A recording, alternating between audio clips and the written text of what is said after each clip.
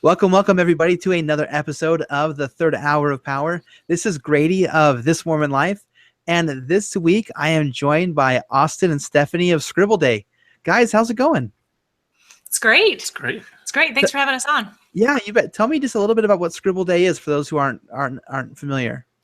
Okay, so ScribbleDay is a book that Austin and I created, and basically it's a book of scribbles, and you can choose one, and you kind of rotate it until you see something, and then you create your work of art.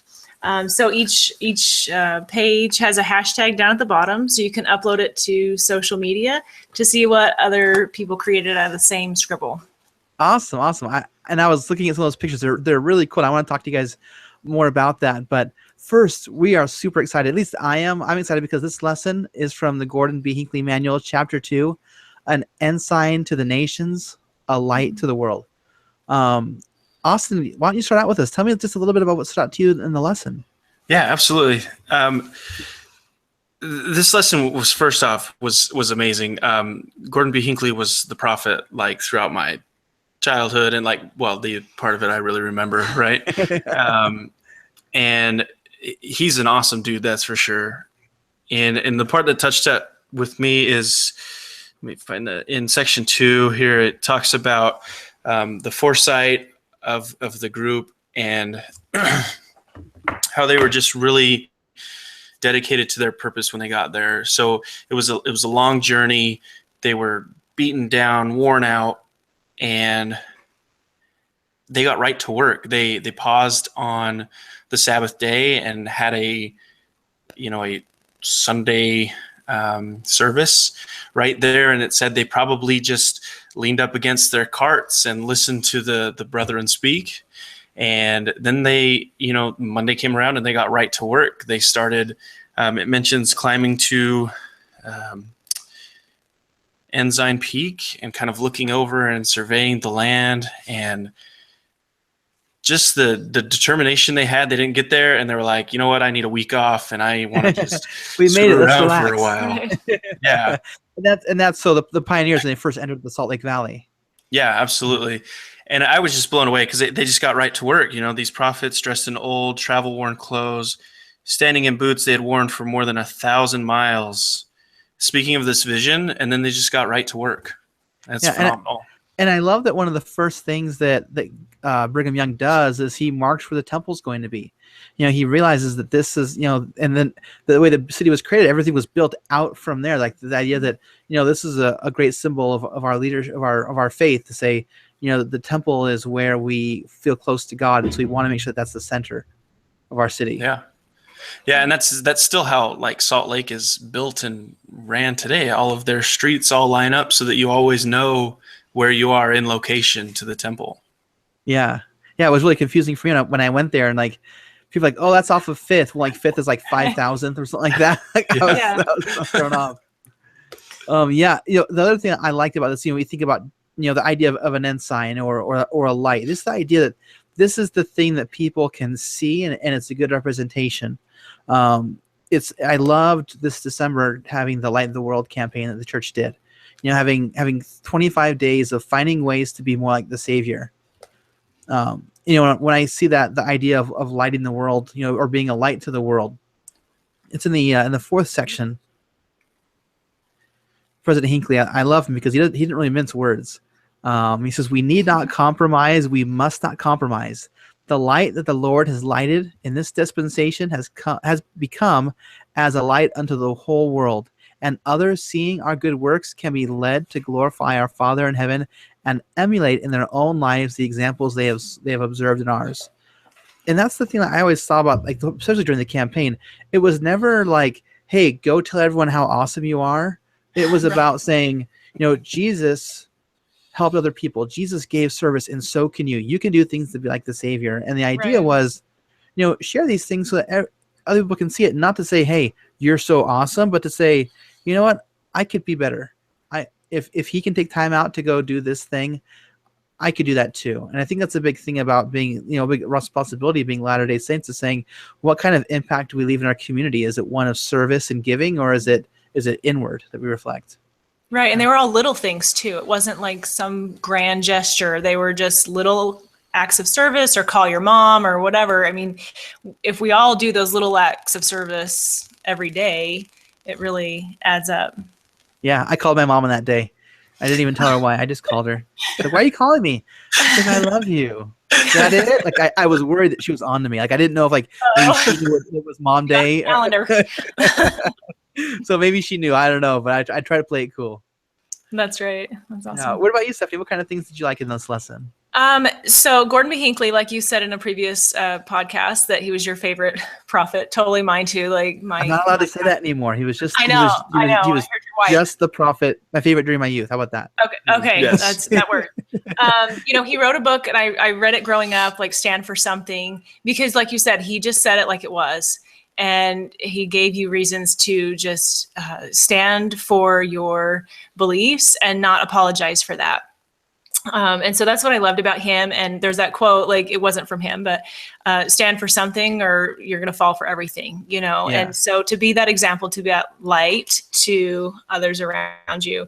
And so a couple of things that stood out to me in this lesson was just that, the Lord has a plan for us. And the lesson starts out talking about President Hinckley and his plan to go get a graduate degree from Columbia in journalism and stuff. And I did not know that. I thought that was really cool. But towards the end of it, at the end of his mission, he had one more assignment from his mission president. And he presented something to President Grant and the first presidency and stuff. And they called him a couple days later and said, hey, will you be a part of this committee? And so instead of going to Columbia and reporting the news of the world, he ended up working for the church and publishing the news of the gospel. And so, that perpetuated into his, his career in church work and leadership and all that. And so I just think that was really cool because we never know what the Lord's plan is, but if we're following the Lord, like, we're going to be taken care of. And I know that there's been many times in my life that I don't know where that path is going to lead to, but I'll go where you want me to go, dear Lord. We just do what he wants us to do. And it does turn out for the best. And just like Austin was talking about, President Young being on that hill and saying, this is the place, and all that. And there was only 6 members of the church in 1830, when the church was organized, 6 members and only a handful of believers. And then all the way out west. And then now where we are today just is amazing. But they followed that path that they weren't quite sure was going to be the way to go, but it turned out to be what the Lord wanted. Yeah, that's the amazing thing is that growth, and right. And also I think, especially in recent years, just the reputation of the church. I think it was so great that President Hinckley had all this experience in media and in print, just as far as just being, on those committees, so that when he became an apostle, especially when he became prophet, he did a lot to help spread the word through digital means. Mm-hmm. We see that continuing on today. That's the thing I love is that the church has done such a good job of saying, we need to let people know that, there are good things for people out here. Because that's the thing that was a switch for me at some point in my life, was that a lot of times we try to share the gospel because the missionaries challenged us, or because we know we should, or because we know it's true. We have noble intentions. But the thing that for me, the reason why, and what I usually have gospel conversations on, is because I see someone who's hurting. I see someone who's having trouble. Someone who has children that are acting up and saying, one of the things that's really helped us is having, family home evening. They have a night each month where we get together and we, talk about the family, and we talk about, the Lord. We have these teachings from God that help us to have happier lives and to solve these problems that you're going through. And it makes it so much easier. And I think, people can see that if we're doing what we should and say, I want that in my life. I see what you have, and I want that. Exactly. Yeah. I remember there was times where I was a missionary, and I never tell missionary stories in class. I'm adamant. On my mission. On my mission. Yes. But I remember as a missionary, I would go tracting. You'd meet people, and like, oh yeah, I know a Mormon. but he's not a very good Mormon. Mm. And it was No. like, you know what? And that's like the opposite of being a light to the world. You know, that was someone that if their friend had set a better example and lived their faith with happiness, that we probably would have had a different conversation on that doorstep. Yeah. And so I think it's just so important for us is that we never know where our influence can go and who we can touch. Exactly. Yeah. You guys have any other thoughts on the lesson? I had many. That's why I was like, I don't want to take up too much time. I was very literal with your assignment. You said find one thing. Well, Stephanie, give us one more then. Okay, so just one last thought about, all that they did, and they're pioneers. Like, and so this one last thought, it says, how foolish someone might have said, had he heard these men that July morning of 1847, this is when they arrived, they did not look like statesmen with great dreams. They did not look like rulers poring over maps and planning an empire. They were exiles driven from their fair city on the Mississippi River into the desert region of the West, but they were possessed of a vision drawn from the scriptures and words of revelation. So just, of all that's, people call you foolish sometimes. When we decided to homeschool and stuff like that, people think you're crazy sometimes, but, if you follow the Lord, like he has a plan, and just like people might've thought they were foolish, like, you never know what growth can happen from doing what is right. And I think that's the biggest thing there is, like you said, when you're following God's plan, when you have a choice in life and you take the time and you consider it and then you pray and say, what should I do? Like, what is it that you want me to do? I think it's this. Is that correct? And such amazing things can happen in our lives when we do that, when we take the leap and show our faith to the Lord. Right. Yeah, absolutely. And there's really powerful examples, especially when it comes to like the building of Salt Lake and like the layouts and why things are built a certain way and all of that. It's really phenomenal that it says in here, that they were built from scripture and revelation. And then when you look at it today, it's still built that way because its foundation was based on the scriptures and revelation. And that's phenomenal. Yeah. And what a symbol that is for us in our lives. Yeah. Nice. Well, Stephanie, Austin, I came home today and I saw my kids playing video games and said, stop playing Goat Simulator. And I got a surprise for you. And so I showed him ScribbleDay, and my son, I took a picture of him. I showed it on Instagram. So go ahead and check it out there. You can see it. But he did the first picture. Like, I have to do the first one first, Dad. I'm like, okay, do the first one first. But he was so excited to do it. And, he drew a snake with his, and, drew the leaves. I should have brought the book upstairs with me. Go to the website. You'll see it there. I'll share it in the show notes. That's my hook. Plus, this is also an audio podcast, so people that are listening to the audio can't see it anyways. So go to the show notes on the website. But he was so excited. He drew this picture, used his imagination, and then he was telling me all about this snake. Oh, this is who he is. This is where he lives. This is his name, and just this idea of creating creativity. But there's also a lot of other opportunities. Why don't you guys just tell me, a little bit more about what prompted you to start this? Yeah, so the original idea actually came from like simply playing a game with some scrap paper and drawing some random scribbles. And then from there, it was like the biggest pain I had was, one, I don't know how your scribble looked before you got here, right? I'm seeing the finished masterpiece, but not where it started. And then the second thing is I would much rather all of us start with the same thing and see how we all interpret it differently. Like, to me, that's huge, much more than, I turned something random that you don't know about into this cool kite now with a dragon on it. You know what I mean? So that's where ScribbleDay really comes in. In the book format, you're all getting the same picture, right? So you can all say, let's do number 25, and we're going to spend 15 minutes on it. And then at the end, we're going to share. And we're going to show everybody, hey, this scribble that looked like some weird triangle with you, I made into a dragon, and Stephanie made into, a buggy with a horse and, the fairy on top. You know what I mean? And so it's really cool. And so this book has actually like helped us deliver creativity to each other as well, not only to the people who are using our book, but it's also kind of come back into our home, which is really cool. Yeah. So each of the thumbnails has the little before picture, so you always know where you're coming from. And like you said, it helps in the house for family home evenings. Like it's great for lessons on perspective and different points of view and stuff like that. And in sacrament meeting, it's phenomenal, because they can kind of tune into the speaker, but it kind of keeps them busy to where they're not crawling under the pews and stuff, because we get that sometimes. Yeah. And you know what? It's by degrees with kids. Like sometimes you just want them to shut up. Like, stop fighting with your brother, stop crying, like just do this right now. And that's okay. I mean, they're there and you'll be surprised what they pick up. And sometimes, they get tuned in and they pay attention, and we just use notebooks. And usually it's like, draw something that the speaker's talking about or draw something church related.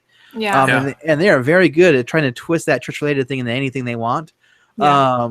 But just, trying to give them some sort of prompt. So at least they're engaged in doing something positive. But I like this new twist on it with the ScribbleDay is that you can now take some scribble, some lines and say, hey, use this as your beginning starting point. And now they've got a lot more cognitive thinking going on. So, okay, how am I going to turn this into something else? And so I think it's a lot of fun. I'm glad that I've got the book. And my kids are like super excited. Like, what can we do another one, Dad? I'm like, later, I got to go upstairs and do this. That's awesome. Great. We've had such a huge following and feedback from the kids and the adults alike that are really diving in and like opening their mind to what they can create. And when they come out of it, they're like, man, this was fantastic. And so it can be kind of therapeutic a little bit to just unwind and let your body and your mind just create something new that doesn't have to be perfect. Like you don't have to be an artist to really make this shine. You just got to put in your best effort and you'll come out with something awesome. Yeah. And I love using the hashtags and seeing what everyone else made based on what I made. And then what everyone else made it, instead and going, oh, I didn't even see it that way. And so it's a good time. Well, and I know you can pick those up at scribbleday.com. And just from having you guys on the podcast today, we kind of worked this out because I love you guys so much, and I want to help. I want to help you guys, and I want to help all of our listeners out. And so we're gonna take you guys 15% off your order if you order with the promo code ThisMormonLife15. That's 15, and we'll have that in the show notes as well. If you forget, I'll put a link to it in there. But pick this up; it's super cool. It will really help. I'm super excited for this Sunday to use my book with my kids and see, how it changes their reverence and their ability to, sit still and have some focus. Yeah, send us the pictures they create on our Instagram. You can follow us at ScribbleDay Book. And so we have the before and afters of what that looked like before and after. And then like your son, I think he did number 1. And so we have one on there of ScribbleDay 1 and then 3 different, completely different perspectives. One's from my 9-year-old niece, and then a couple are from older people that have a little bit more artistic ability. But it's really any age and any level of artistic ability it's for everybody. So yeah, and I love the one that Jenny made for Christmas, and I won't talk about it because I want you guys to see it. Oh yeah, I don't want to do it a disservice, but if you go to the show notes for this episode, I'm going to post it there, and it's beautiful, and it's just an idea of like this is what you can make with these, and so it really just takes it to a whole new level. And that's part of it is that Jenny, who we work with, is amazing, anyways. Yeah, she is. But. We thank everyone for joining us today for this episode. We hope that this episode has helped you to be able to get more out of Third Hour, that you can get some ideas, some thoughts this week, and say, okay, what can I do this Sunday to get better engaged in my lesson with my instructor? Or if you are an instructor, I hope you've got some ideas of things that you can share from the lesson that maybe you hadn't thought of yet. And if you're like me and don't even get to go to Third Hour because you've got a different calling, then I hope you got some sort of sense of the doctrine being taught for these lessons and have something to talk about with your other peers. And thank you guys for joining us. On behalf of Stephanie and Austin, we're glad you're here. Check us out on this-mormon-life.com, where you can see the show notes from this episode and all kinds of other posts. Right now we've got we shared is just some thoughts on the year 2016 and how some of the things that you think make it awful, or I guess I should say the internet thinks it's awful, I don't even care about, and some of the things that I do care about and why I thought it was actually pretty good. So thank you guys so much, and until next time. Yeah, thank you, Brady. It was a pleasure. Absolutely. You bet. We bid you guys all a fond adieu.